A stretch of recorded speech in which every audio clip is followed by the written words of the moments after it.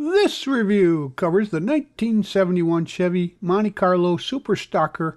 It's a 125 scale kit that's rated at a level 2 for the intermediate builder from MPC number 962.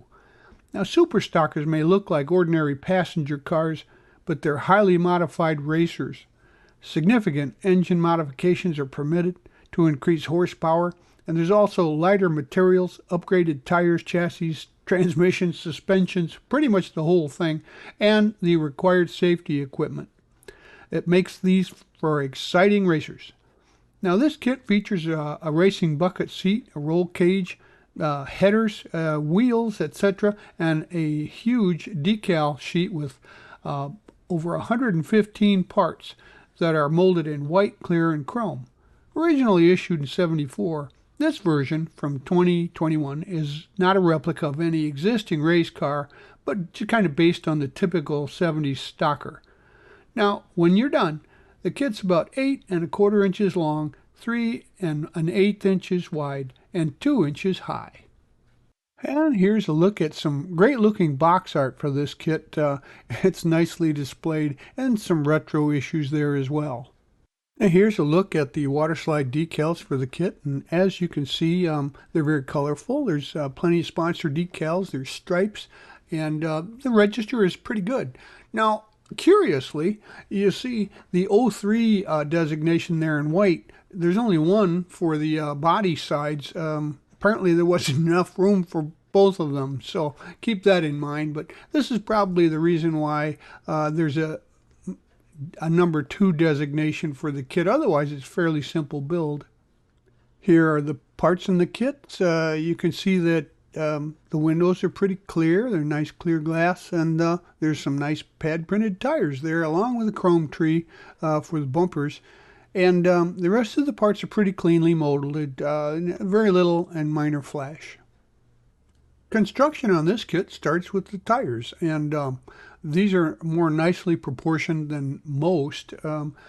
You see that I painted the wheels here a gold tone with some black, wash inserts there to pick out those parts. You also get some brake discs, and the inner wheels are just painted flat black.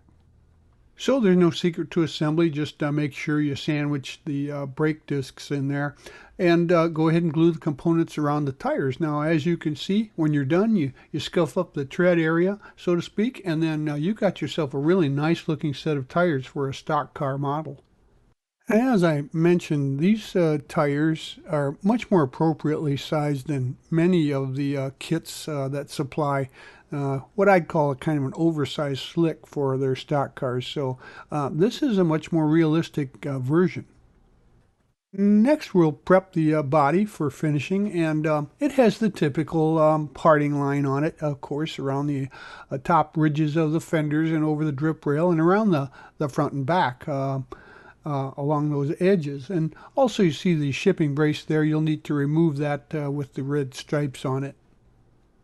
So here you see I had primed the body with a light coat of gray primer, and then after that dried, a nice smooth wet sanding, and once that was dried, I painted the body with a bright white, and then masked it off and painted a red upper surface.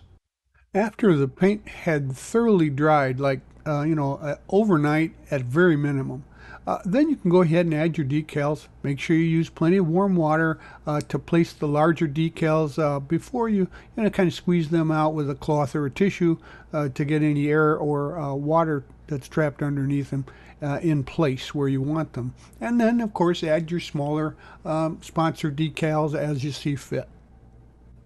Once the decals have thoroughly dried, once again after about a day at least, you can add the bumpers here. And remember, you have to scrape any of the chrome plating, or even paint for that matter, from parts that you want to join together, and also add the grill guard there up front. Now, there was also one quirk here for this model. There was no grill supplied. It had been removed, and they may do that for lightweight. But I wanted to give it at least the appearance that there was a radiator and a motor back there, so I went ahead and used a little window screen to approximate a radiator guard that may be in place for something on that order. That's just a little tip to add a little realism. That's up to you. The portions of the chassis can be worked with now, and you see the red arrows there. They are pointing to an adjustable length option in this chassis. Now, also note that the plate back there is kind of painted aluminum, and that corresponds to some inner plating that's used for the body and the seating areas, etc. Now, the chassis has an adjustable wheelbase, and the reason for that is because there were different wheelbase kits that they used this chassis for. It's the same frame, you just use different holes to make it fit your particular model. Now in this case, we're going to use the holes closest to the end to build the long wheelbase chassis. This kit requires the longer wheelbase because of the Monte Carlo's size. And there are also some other parts that correspond to this that weren't used for this build. Now, once you've got that done, we're going to, after joining the front and the rear parts of the chassis, you see here, we're going to add the upper and rear parts of that assembly. And you see the parts pictured here. There's also the battery there that you can detail. And note the aluminum sheet there that is used for some of the structural areas inside the chassis. And here you see the upper and rear parts of the chassis in place.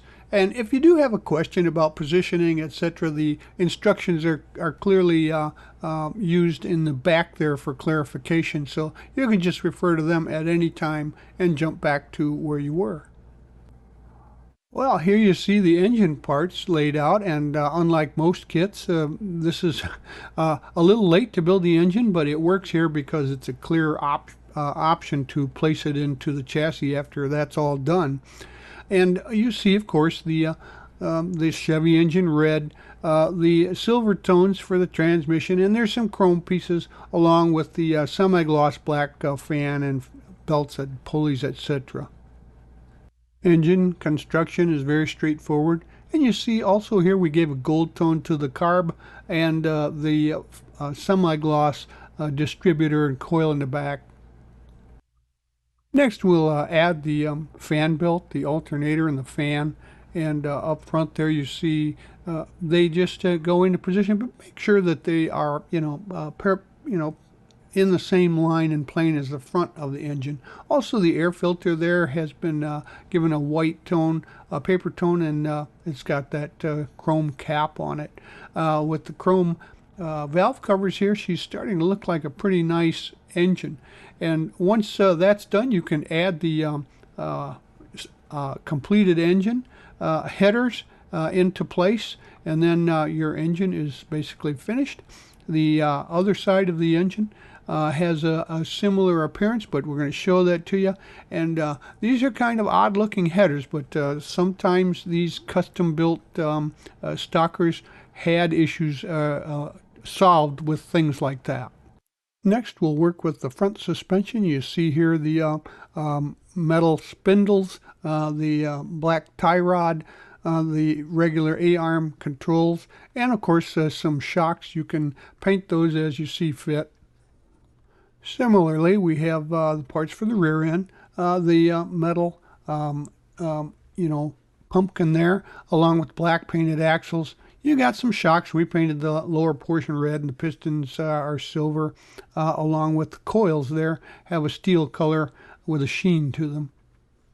And in the front there, you see the suspension is installed, and it's got posable wheels. The tie rod is, and those spindles are trapped into position, so you can actually pose the wheels if you leave them without gluing those pieces into position.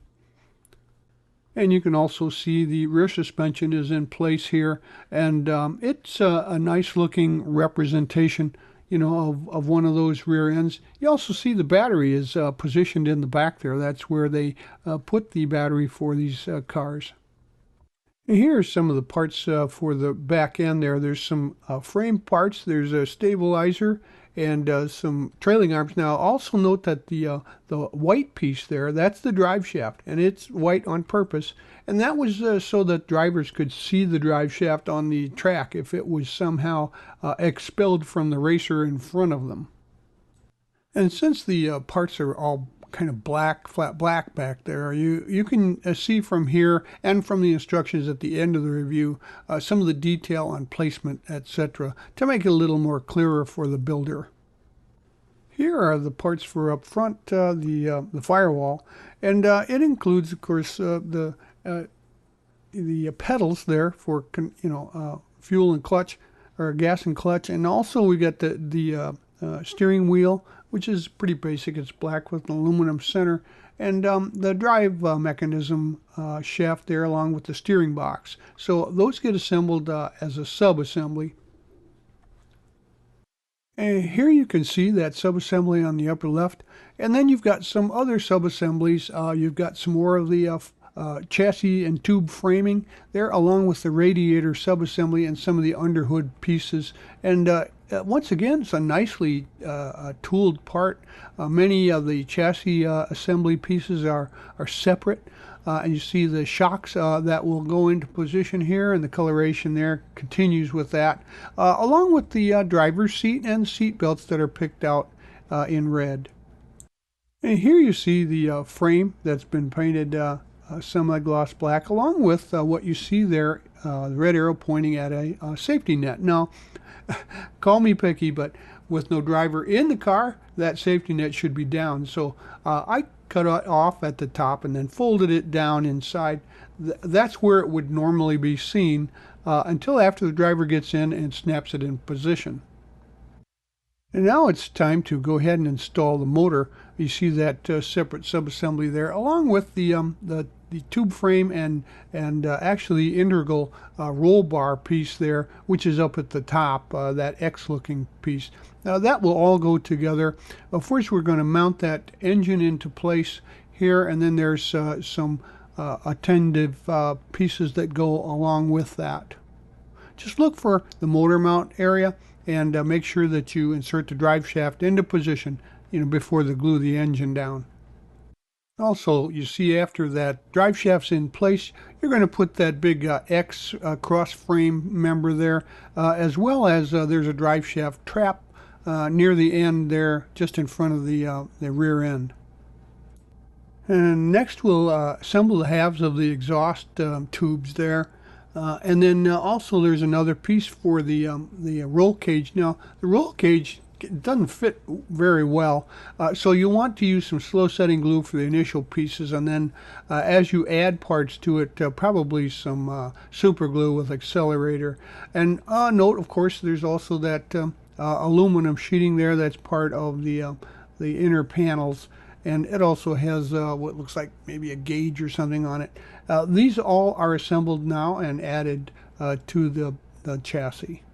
And next we'll add the fuel cell. You see that painted in red, along with the rear aluminum panel.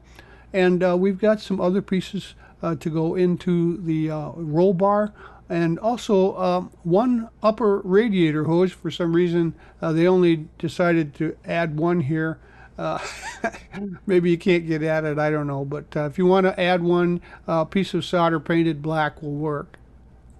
And so you see here you have basically a rolling chassis if you add your wheels into position at this time, and your race car is really coming together.